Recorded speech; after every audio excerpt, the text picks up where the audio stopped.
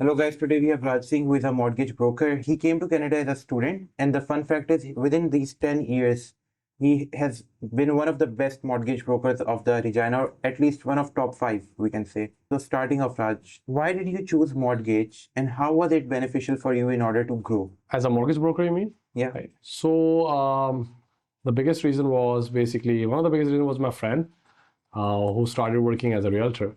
Okay. At that time, I was in my process to get my permanent residency, and then I was looking to do, hey, what to do, and he was pretty sure that he won't want to, be a realtor, and he got his real estate license, and that's when I thought, hey, what should I do? And then we chatted, like, let's collaborate, and I'll try being a mortgage broker, and then that's where it started, and then that was one of the biggest reason that I kind of started preparing for my mortgage broker license. So what was the thought process behind going the mortgage? Like, did you any strategic planning, or was it just peer pressure or your friend that motivated you up? No, there was no pressure. There was no pressure at all, and there was no strategy. To be honest, I was just... Yeah, for instance, if all of my friends are doing business, yeah, right now I'm in a business degree and I'm achieving good. Yeah. But because of my friends, I somehow got into business. Yeah. Otherwise, I came into film degree. Yeah. In the same way, was it your friends that just were in the same industry, so they motivated you that we see good growth in this? Yeah. So we all can grow together. Yeah. So like I said, there was a couple of reasons. One reason was my friend who started as a real estate agent. And then I was like, and I was also looking to do something different. I was like, hey, I should do something part-time, because in Canada, everyone, at least I think everyone should try to have a side hustle. So that was my side hustle at that time. So I was like, I'll try a mortgage broker because he's a realtor. He'll help me out, and he'll be like, yeah, it'll be a good match for both of us. We're friends. We can collaborate. He's a real estate agent. I can be a mortgage broker. And that's where it started. And then at the same time, my friends were buying houses. I was looking into buying houses. So I was kind of, learning more about real estate as well. So I think those are the two reasons, I kind of came into this. Okay, and what year was it? That was, I started studying for my mortgage exam. I think it was in 2018. 2018, so around like 6 years before. Yeah, and then I got my license in 2019. I think I passed my exam in 2018, but I didn't get my license because I was still, deciding, what to do. I was waiting for my permanent residency and all that kind of stuff. So I started working as a mortgage broker in 2019. But I think I passed my exam in 2018. So you came in Canada as a student. Yeah. What program was it like? And did you came in Regina specifically directly, or what was the thought process? My admission was in Saskatoon, actually. Polytech Saskatoon. It was called SciAS at that time.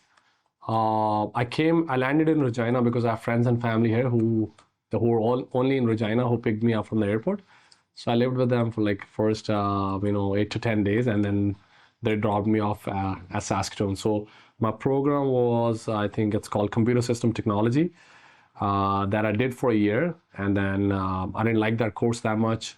It was not related to my previous studies. And then I changed it after a year. And then I did a transfer to Polytech in Regina. And then I did telecommunication and networking technician here. Because back home, I did electronics and telecommunication engineering. And yeah, so I studied like a year in Saskatoon and a year and a half in Regina, Polytech.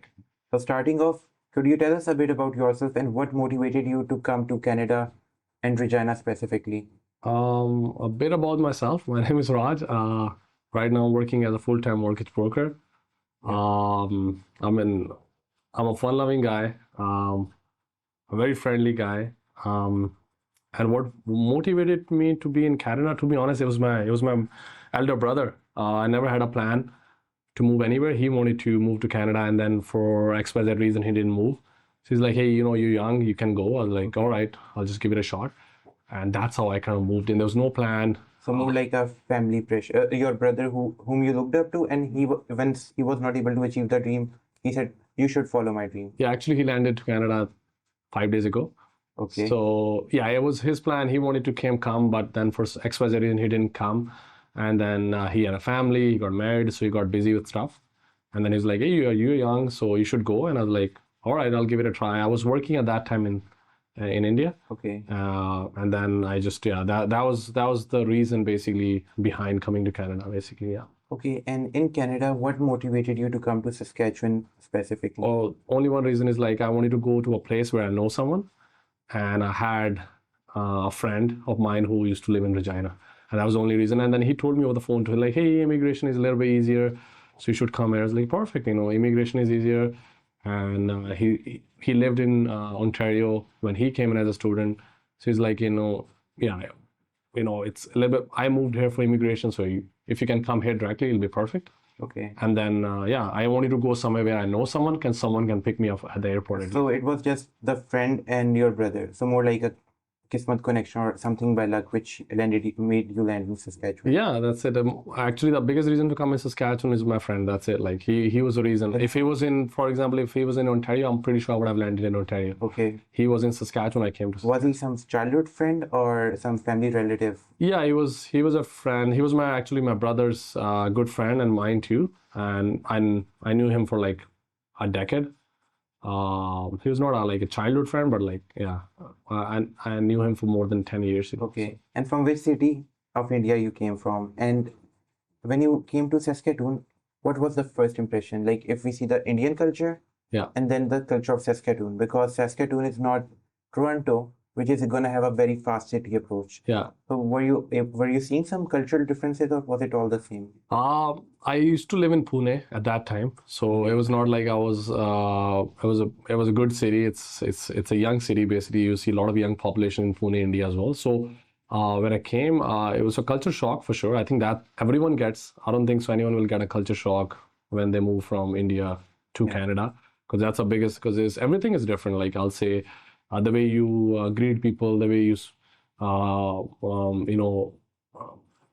the way you see the environment, like everything is a big difference. I'll say, no, like my brother just landed in Canada like a week ago, Okay. and I told him, I was like, I know you're in a shock.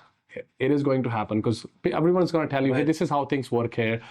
This is how things going to work here. So for me, it was a shock, and it took me some time. I think it took me at least 6 to 8 months to get used. And then because you're away from family, I never lived. I lived without my family, but it was in India, right? I can easily go and meet them and stuff like that. But here it's very tough, like going from here to India, especially when you're a student, you can't spend that much money. You're already spending too much money on tuitions and everything. If you don't have a job, that's even crazier. So for us, I think the biggest difference is that we are here and now we can't meet our family and you don't have any friends and everything like that. So the good part was it took me 6 to 8 months, and as soon as I've got good friends, which are still my friends, one of my best friends. Sagar Kundra was your friend from day one? Yeah. He's day one homie, yes. Okay. Sean, and there's a couple other friends who I met in school, who moved out from the city now, but they were in Regina too. But those were like my first friends, and from day one in Canada, and that's when I started to feel like, oh, I'm okay now, because I have friends now. So But you mentioned that you had some homesickness and you were missing your family. yeah. So was it that you were too much emotionally connected to your family, or was it more like you were in a very pampered environment? Or was it just that it was the first time? Yeah, I don't think so pampered, because I Like there are two was situations. One is that you have never cleaned your clothes, you have never cooked the food, you have never managed your finances. This is one side, and one side is that you are too much emotionally connected with your family. Yeah, like even back home, I was very responsible guy. Like I don't think so. Yeah, I never cooked back home. Okay. I never cleaned my clothes. Maybe for a year when I started working, and and I was living by myself. But it didn't bother me like that much in India, because I was still easily be able to see my family and stuff. I think that was not the issue. I think the issue was the life was so different. Like when I was in India, when I was studying, when I was going to school, my dad paid the tuition. I had my own, I didn't have to worry about money. Okay. All I have to worry about is go to school and get good grades. That's it.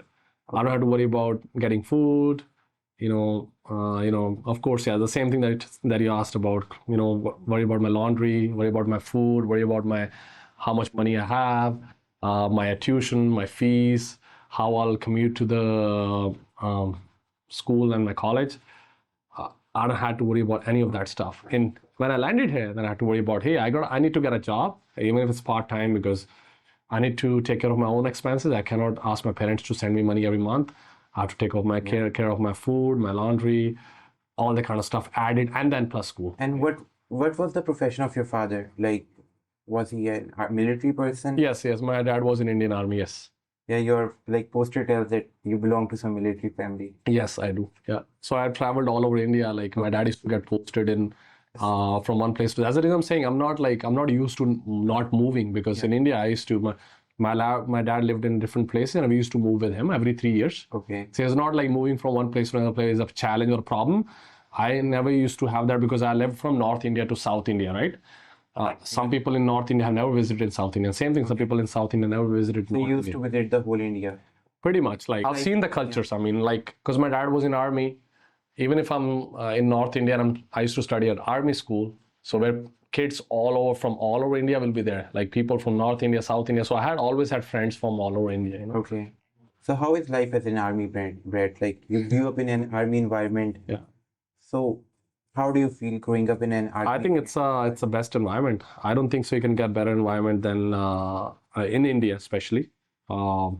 Education is so good for kids, for especially at army school, and environment. Yeah, like you get discipline and everything. When you're part of that family, because you get to see a lot of things that I think if you're civilian, you don't see those stuff in India. So I think it's one of the biggest reason of our, like, let's say, like good education or a little bit of discipline. I think it's because my dad was in an army, so Okay. he always kept us, hey, you can't do this, you can't do that, and he was very ethical too.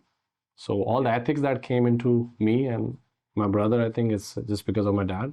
He's a very ethical guy. He's like, he won't do anything wrong. So in what position was your father in army? Like was he in like managing the tanks, or was he in the technical side, or was he in the artillery? He did quite a few things there, but at the end, what I remember when I was in my senses, I guess, Okay. he was an instructor, so he used to train people, Okay. Whether it's tanks, vehicles, armed rifles and everything like that. So he was like more like an instructor. So he was a teacher by the time when he was retiring, at that time. Okay. Is there any memory like he went to any mission and his friends got died, or something that's very close to you because of army? Yeah, I don't actually remember the years, but I remember I was in Jammu Kashmir, and I think there was a terrorist attack. India occupied Kashmir. Yes, not India occupied Kashmir, but it was Jammu, specifically Jammu. Just kidding. I know. So Jammu, there's a place called I think it's called, as far as I remember, Ratnuchak and Kaluchak. I used to live in Ratnuchak, and there was a terrorist. You can Google it. Okay. You'll find it. There's a terrorist attack in Kaluchak. I think, I don't know. This was, I don't know, 20 years ago, 15 years ago. I don't remember the exact date, but I was in, I think, grade 5th or 6th. And that I was there. So I saw like hush bush, how my dad was at home, and then he got a call, hey, this happened. And then basically, and we used to live in army quarters, so all the people, all the dads in that area were like running around, and everyone was going. Military vehicles were coming to pick them at home, and everyone had guns and stuff. So I saw them, going towards that place where this happened, and then so I have those. And then I think there was another. I don't know if this was in '99 when my dad even went to. What do we call it? The border, India-Pakistan border. They said at that time the relation was not that good between India and Pakistan, and there was almost a war, but it didn't happen, which was good. And my dad went to, I think, to that exercise, that they do before war for like 6 months. So was there any moment when your father met you all in a way that he didn't knew he would come back or not? Some such moment? No, we never thought of that. And I think it's like good. in movies when the person is going on a mission. I knew my dad was going on a mission because he had that like a commando thing on his head. My dad always used to wear turban, but at that time he was wearing a like a commando turban kind of thing, which was open at the back, and he had a gun here which he gave me with of course he removed the bullets, like, can I see it? And like he showed it to me, and then And then he basically left. And when he was leaving, basically he came to see us. Yeah. And then he's going to come back after a couple months or something like that. We're going to live there. But that's all I remember, to be honest, because I was very young, you know. Do you remember that? How is the Kashmir from the Indian side? Like in movies, they show. I never been to Kashmir. I was just at Jammu, so I never because at that, like I said, at that time the relations were not that good. So And there were like even parents were everyone was scared. We don't want to go to Kashmir. Right now, I think if you go to India, a lot of people go. It's very peaceful. I think now it's getting way better compared to 15, 20 years ago. okay. At that time, people never wanted to go to Kashmir to see Kashmir and to explore. Yeah. Like people still used to go, but my parents were scared. And they were scared for us. They're like, hey, we don't want you to go. So we never went anywhere outside. We were young. We were like I said, I was in 5th grade and 6th grade, and I never had like now I want to, see things and travel and stuff. At that time, I didn't have. I never asked my parents to take me to Kashmir. Okay. So you being from an army family, Yeah. and then what motivated your brother to come to Canada? Like what happens usually is that if someone is son of an army officer, Yeah. 99% of them They want to get in. are mentally trained in a way because of the army school, because of the army environment and the army luxuries, Yeah. that they're gonna go to army. Yeah. So why? And I think it's two things. I think one is that the question you asked me. The one thing is that kids see the culture like, oh, my dad is in the army. I want to get in the army. Yeah, Or either they will get into there, or either their parents will ask them, hey, you should come here because exactly. it's stable, good money. And they also see the army officers as a see the army officers as a Heroes, yes. that they are gonna kill the enemies. They have big guns and everything. Yeah. My brother's motivation was, I think, his friend. Like, I think usually friends are bigger motivation than what your parents do. I think sense. that. So I think his friends were moving. A lot of friends were moving out of country, and then you probably heard like in Punjab, like everyone wanted to go out. They want to go to Canada, US. So it's like a trend. I think that was a motivation for him at that time, and then with things he got busy with, and he didn't come. But yeah, like I never had a thought to be an army guy in army, to be honest. But I know it's a good life. Like I will not say no to it. Like I'm not saying it's very, very good life. But if you were in India, you would definitely have considered. Yeah, like I would have considered. Like, but I knew I wanted to do something different. Yeah. Because I've already seen that culture and everything. I never had for some people, like I think for people who are civilian, for them it's a desire to explore that. Yeah. For me, there was no desire. I've seen everything. Okay. And it never used to excite me because I was already there, right? You know what? I was already experiencing it, right? So I never had that in my head that I wanted to get into Indian Army. Okay. So I wanted to be a doctor when I was a kid. you wanted to be a doctor? Yeah, just for the army or for no, just a doctor. It's like my parents used to ask me when I was a kid, like, what do you want to be? I was like, I think doctor is cool, and I think everyone says the same. Yeah.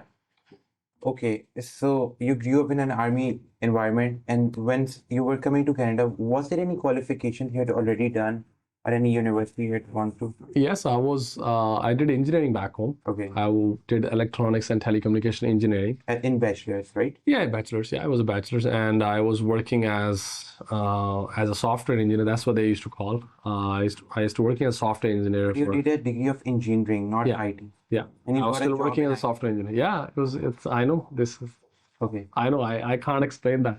That was the thing. In India, as long as you have, like with software engineers, as long as you have a bachelor's in engineering, no matter what field it is. Yeah. And if you pass their initial interview, basically crack that, they'll just hire you and then they'll train you. They're like, we can train people. Okay. They're not worried about. It's more about the internships and the training. Yes. They'll train you in 6 months to be a software engineer, and then they'll get you into that. So. Okay. Makes sense. So you did your bachelor's from India. So how was your experience doing bachelor's here? Any university memories you would like? Yeah, I didn't do a bachelor's. I did a diploma. In India? Here. No, I'm talking about India. Oh, India. How was my experience there? Yeah. I mean, it was very, very, very tough, to be honest. Tough? Yes. Okay. Like the way the curriculum was, the way it used to be very vast, to be honest. It was very tough, to be honest. Like engineering was not easy. It was not easy to pass that. It was not easy to get good grades in there. And I studied at University of Pune, which is known for that. And yeah, like my experience was like, I'll say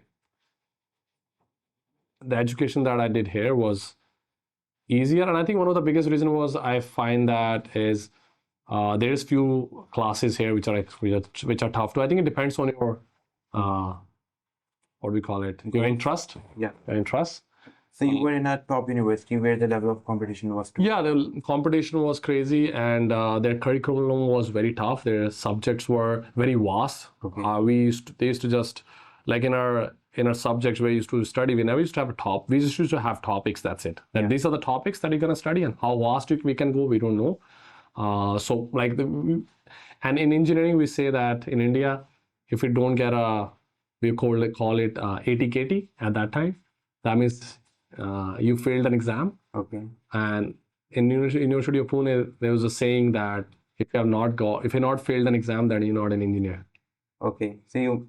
So they are this much competitive in terms of education that Yes. you are gonna fail. Yeah, like it was tough. I mean, it was not easy the way they used to conduct their examination, the way, and I'm not saying maybe it's just me, Yeah.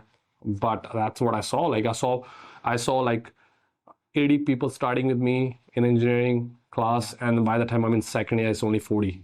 And by the time I'm in my third year, is only maybe third. By the time I'm graduating, there was only like 30 people out of the first 80 that started with me. So it was like that. Like, and I've seen that. Highly competitive environment. Yeah, and even with my friends, so not all my friends were in the same college, right? Yeah. Every friend was working studying in different college, and they had the same experience. Coming from India, you got admission in University of Saskatchewan, right? No, it was SAS Polytech. So in SAS Polytech, when you got admission and you got enrolled, so what was the program you were in I started with computer system technology. That was in Saskatoon. as a diploma? It's a 2 years diploma, yes. And- And then after a year, it was more of like computer programming. The experience and exposure I had was more of like hardware. So yeah, it was tough. It was challenging. I didn't like it that much. And then I completed 1 year. I passed one year, and then I wanted to like, hey, you know what? If I have to work so hard in first year, I have to even work harder in second year, and then Yeah. what about my job? Like I'll get similar jobs. Even if I do 2 years, because I was at that time the rules were very simple for SINB. Like as long as you study and you get a job in your field, I think it's still the same. As long as you're get job in your field job, you'll get PR. Your employer need to support you, and that's it.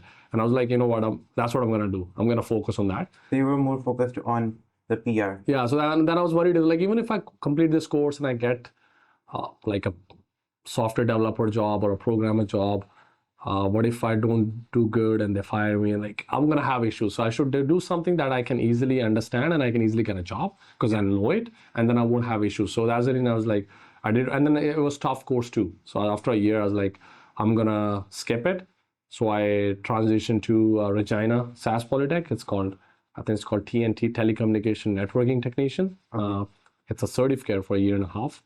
And I got credits because it was pretty similar to what I did in that 1 year as well. So I got almost credit for one semester. And did you got your Indian credits transferred here too? I did some of my Indian credits transfer because I did engineering back home. I did engineering mathematics 1, engineering mathematics 2 and 3, and then whatever maths they were asking me to do here, I just got credit for that, and a couple other courses too, yes. So do you think it's a smart strategy that instead of paying $4,000 per course here, Yeah.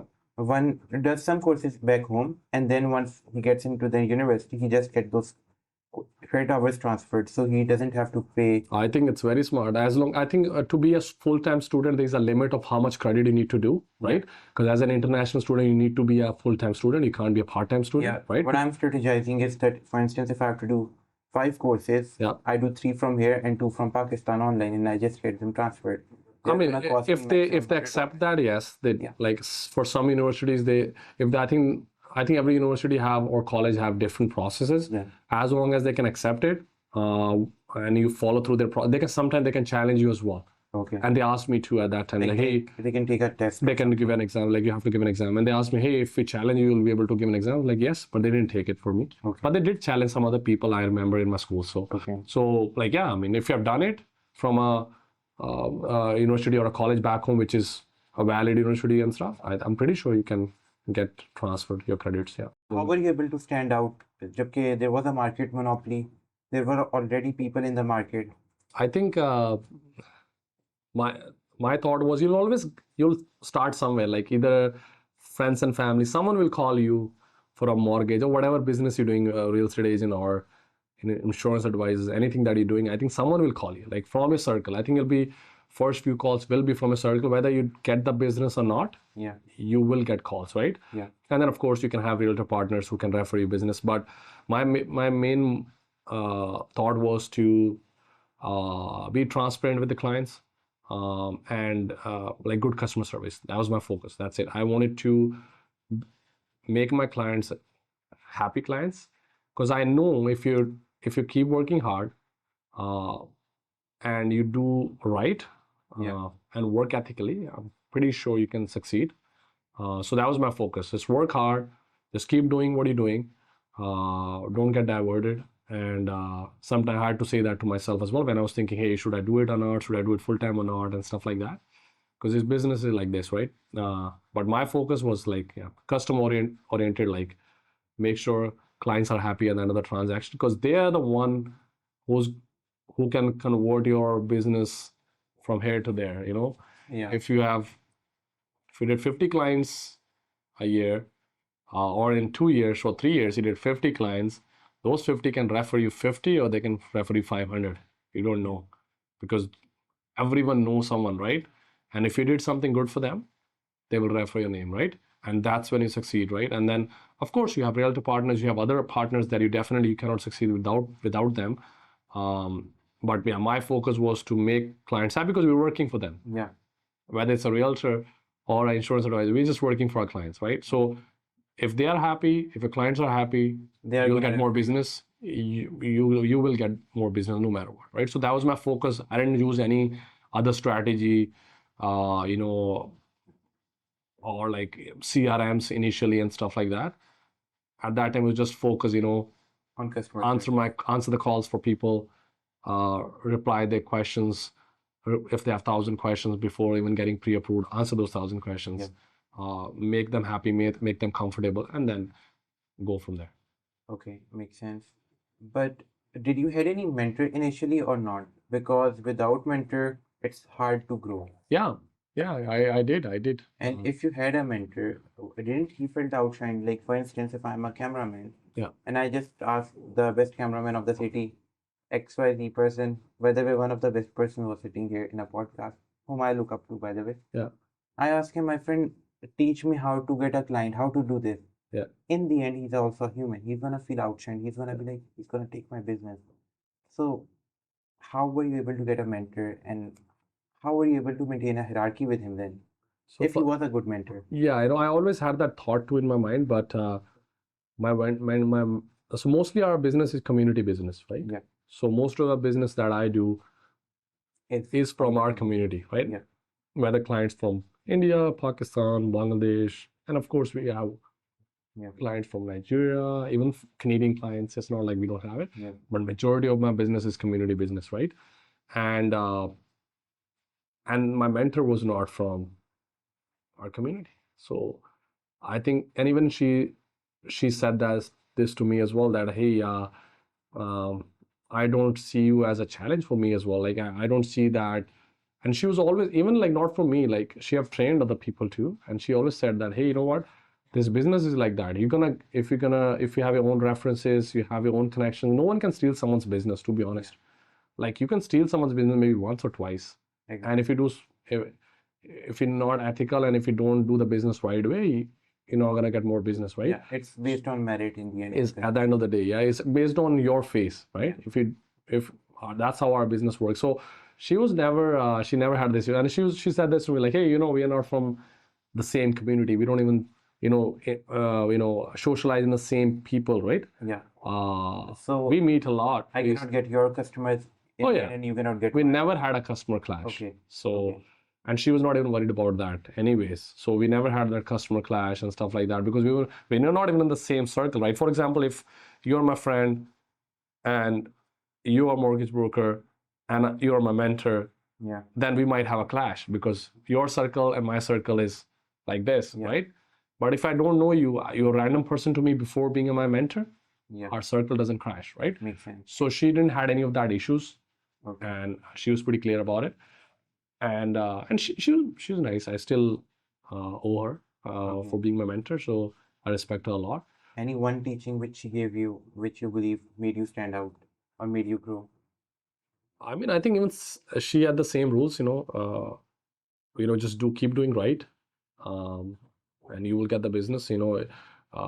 She did tell me that few of the people that she had done mentorship before me, they were in business and they left a year later or 6 months later. So yeah, she told me those stories and I was like, okay. And even I had those thoughts, like I said. So I'm like, okay. She's like, keep doing it. You will just once you Yeah. you do enough business, once you do enough transactions, you'll get experience. You always get repeating business too, right? Okay. By the way, is being a mortgage broker just like you have to sell the product and then just put it on computer, just like putting some data on some random file, or is it something technical? No, there's a lot of work. There's a lot of work behind a transaction that people don't see. Like, Of course, can anyone become like, for instance, if I see a DJ, yeah, I know that you just need to know 3 technical skills, yeah. and then you can DJ any event. hmm But but in the same way, is mortgage also based on some 3 fundamentals? And but if someone gives it 5 days, he knows the paperwork specifically. Yeah, I mean, see, once you do, when you're doing having a team, someone doing your paperwork, someone doing your application, that is a game when On top. you're on top and you have a lot of business, right? Yeah. And that means that's when you just need to bring business, right? Yeah. But the question you're asking me just about mortgage, like how working as a mortgage broker. Is it something that a layman needs time to learn, or is it something that someone can learn in a week? Yeah, no, you need time to learn. You will not, you can't learn it in a week. Okay. Because every transaction is different, right? Yeah.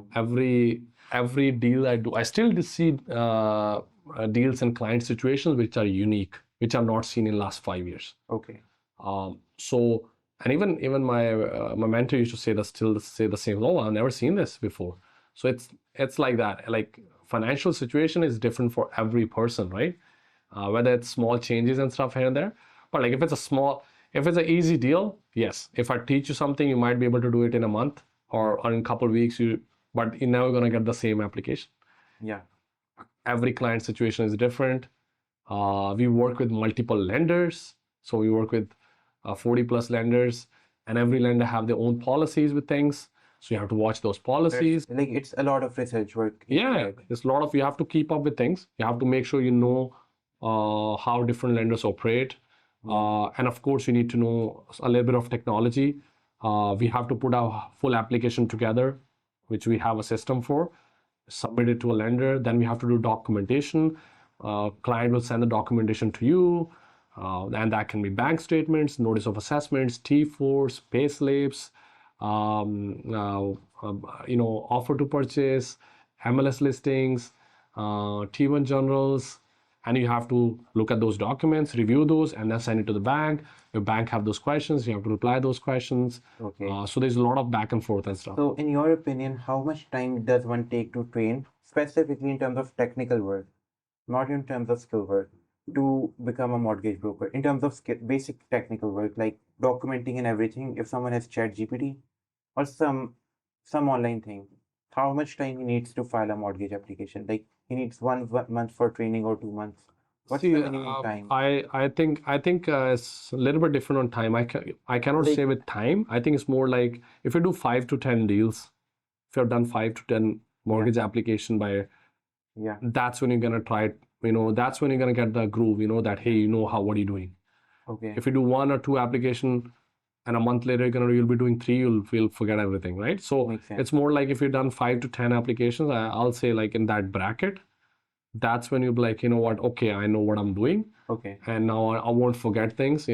So it's like cycle, right? If you drive it today and then I don't give you, if you drove cycle today and then never go give you You cycle. have to learn driving the cycle, but you need practice in order to be good in it. Yeah, exactly. You Just need like practice, video yeah. editing, I feel that anyone can spend 10 hours and he can edit like me. Yeah. I really believe that, but I know that he's not going to be able to edit in a specific discipline or have the smoothness in the video which Yeah, I have, you because Yeah. I know the sense of editing. Yeah. So it's the same thing. Like you need practice. So you have to do a few deals before you know that you're confident that you can do it by yourself. By which year were you financially at a good position in Canada, by the way?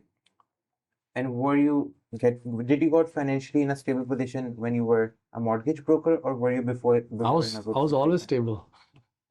I never like I don't know like I was I mean I'm not saying I had too much money, but what I'm saying is like even when I was a student, like I didn't have too much money, but I was good with money. Finances. I was good with managing that. Okay, if I'm gonna get $1,000 check in a month Yeah. from a part-time job, how I'm gonna use it, I was good at that. I used to make sure because I had to pay my tuition and everything because when I came in I landed with only I think 2 semesters tuitions and I Yeah. think I paid 2 semester tuition by myself. So yeah, like I had to make sure that so 2 semester tuition at that time was like I think $17,000 to $18,000. Okay. So I had to make sure that by the next summer when I complete 1 year I have that much money. Okay. So I knew how to. I was always like that. Yeah. That I was good with money. How to use it. Where to put in, how to kind of manage my finances. I don't know. It was before being a mortgage broker. Okay. So I was good with finances. Basically, if I had $1,000 and to spend in a month, I'll manage how to spend that $1,000. Got it. And did you came married to India from India to Canada, No. or did you got married here? No. I got married in India, but So you studied here, but you got married from India, not you didn't got no, married. my wife she was here too. Okay. So But you we- both were students here. Yes, So you both but were we there. didn't knew each other when she came in as a student. But she came in student at the same time. And then you both got a good connection and vibe and Yeah, you then both we got married. we It was a went love marriage. Kind of. arrange. So coming on the mortgage industry in Canada, over your experience of 6 years, क्या changes आपने देखे overall? Lot of changes, lot of things are changing. Even now, like there's a news yesterday Yeah. that as of December 15th, 2024, there's a new mortgage reform. Like big changes are happening. 30 years amortization for everyone. Before it was not there. What is this 30 years So amount? 30 years loan. Like every mortgage in Canada. Yeah. So amortization means how many years of a loan it is, right? Yeah. So 25 years. If you're doing under 20% down payment, Yeah. before this news, it was only 25 years option for Okay. people. If you're doing 20% down payment, then you had an option to choose from 25 and 30 years. Okay. But now they declared it yesterday that as of they're still working on the changes, but they're bringing these changes on December 15th, 2024. Anyone will get 30 years amortization. What will this do? This will increase your affordability. Yeah. This will decrease your monthly payments. And of course, you'll pay more interest instead because your loan years have changed from 25 to 30 years. But everything comes with something, right? Yeah. So, but yeah, it's good for people who are not able to qualify for properties that they wanted to buy. They will have higher affordability. It will be good for people who wanted some certain lower monthly payments for mortgages. That will help out. And there's few other changes too. So a lot of changes like I've seen. So I think it changed with like market and stuff. Like this is happening because of the way things are going right now in the market, and government is seeing those things and they want to change that people can afford properties. People can have a little bit extra affordability. So a lot of changes. I mean, if you count that, there's like a lot of changes happened in the last 5-6 years in the industry. But these are like some big ones that I've seen. To be honest, that's why I wanted to mention this. This is like the biggest changes I've seen so far in the last 5 years. Yeah. And are there any common mistakes which people do while applying for mortgage, or anything you want to discuss in particular about the industry? I mean, the common mistakes are like pretty straightforward. Like usually people don't do pre-approvals and they start looking for houses. I see those as an issue. Some people, just to save some inspection fees of $400 to $500, they don't do inspections of the properties. I see that as a very common mistake. Yeah, and then one big thing that I do see now a lot is like, I always tell this to my clients, don't move too much money from one account to another account, Okay. People do a lot of transactions. Hey, I moved this money from here to there. Oh, I gave $10,000 to my friend because he needed it. He returned it me back last week. No, banks will not accept that, Wow. So just because they can't track it that it went to your friend and it came back from a friend, right?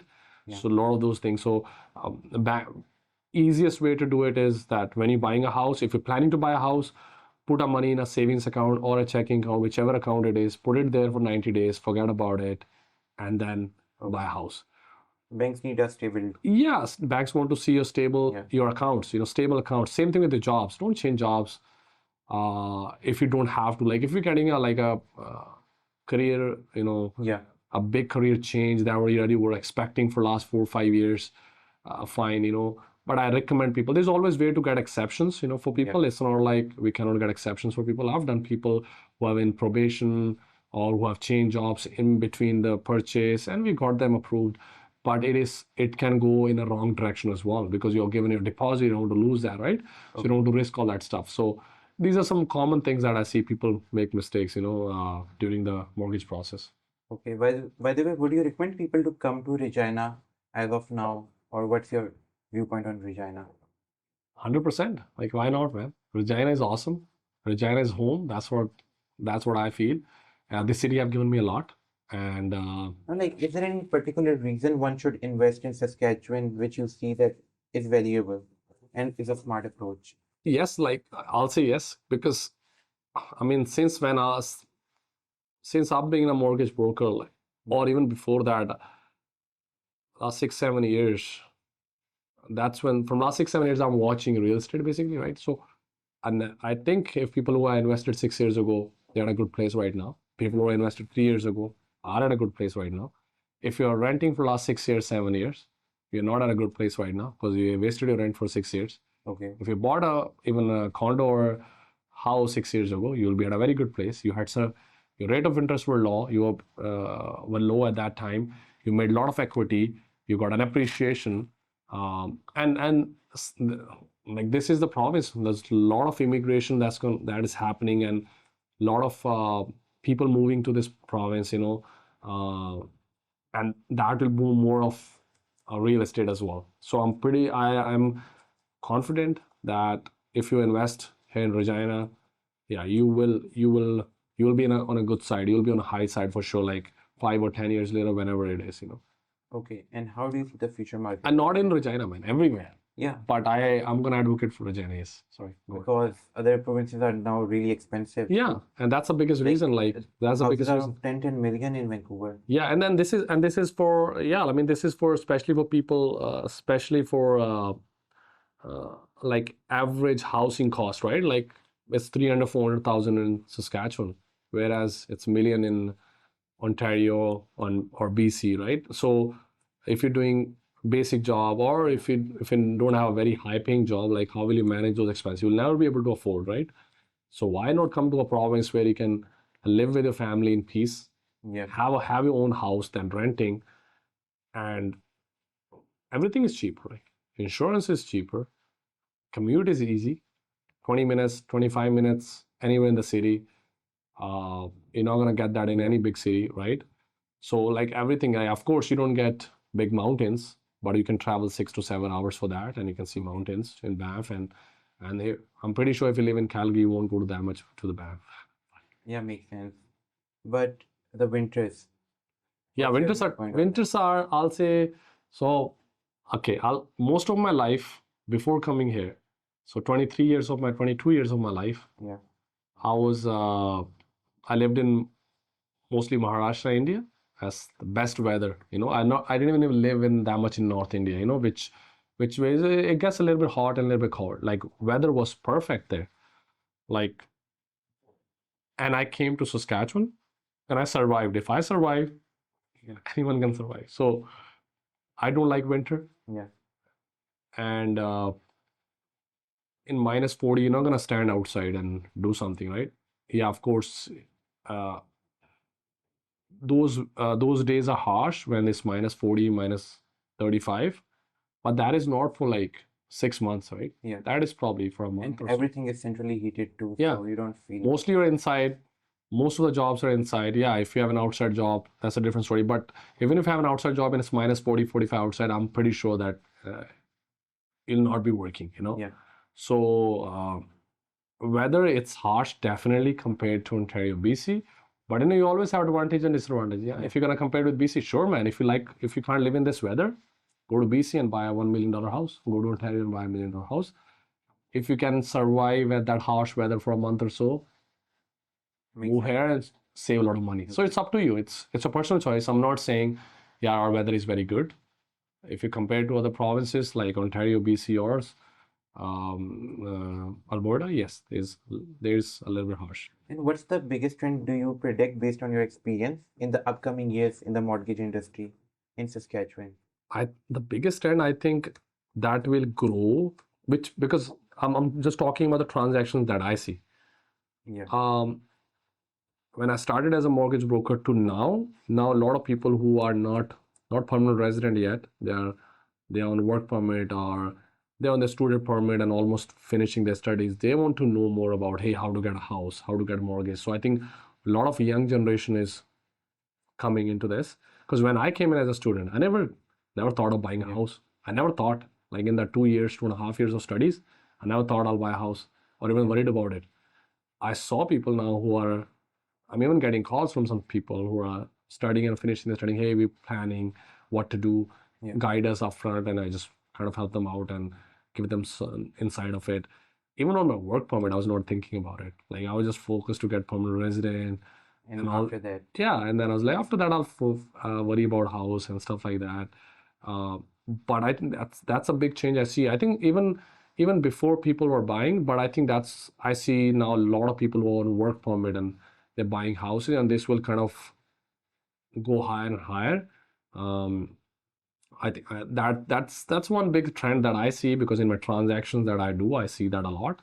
if you're given a position of power in Canadian government or in Canada, what one step would you take in order to improve the living of the people?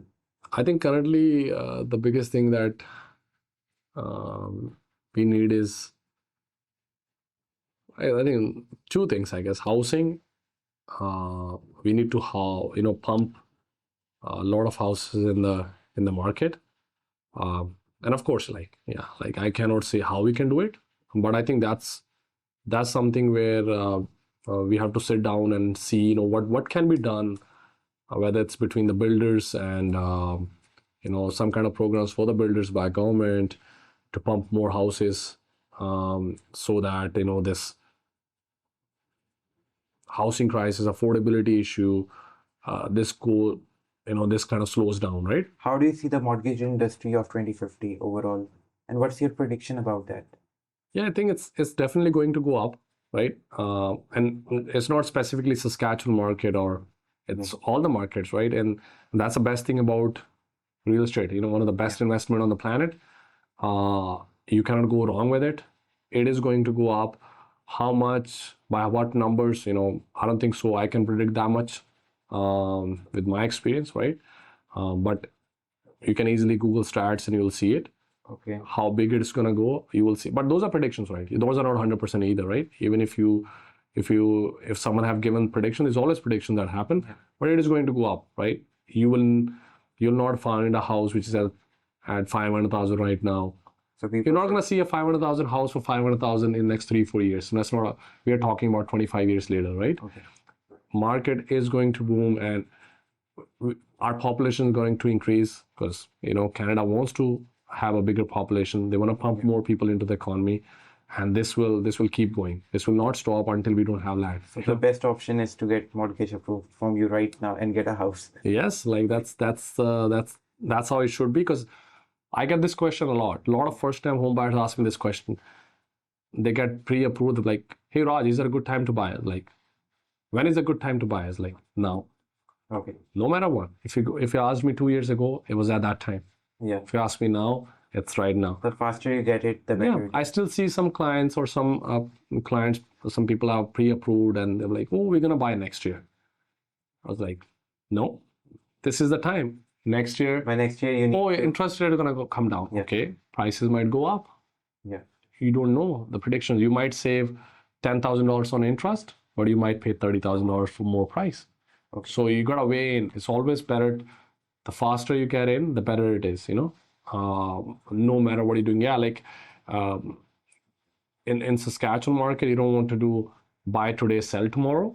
Yeah. You need to hold and get the appreciation. Okay. And one last advice for the viewers who have been watching you. Last advice? Yeah. My advice to viewers, I don't know who all are watching, but I will say whatever you want to do, do your hard work, get focused, and keep doing it, and you will succeed on that.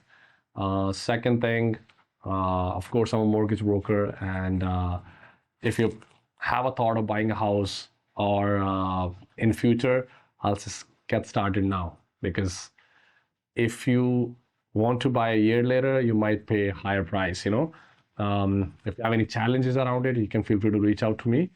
But buy a house now. Okay. Thank you very much for joining us today. Thank you. Thanks for calling me.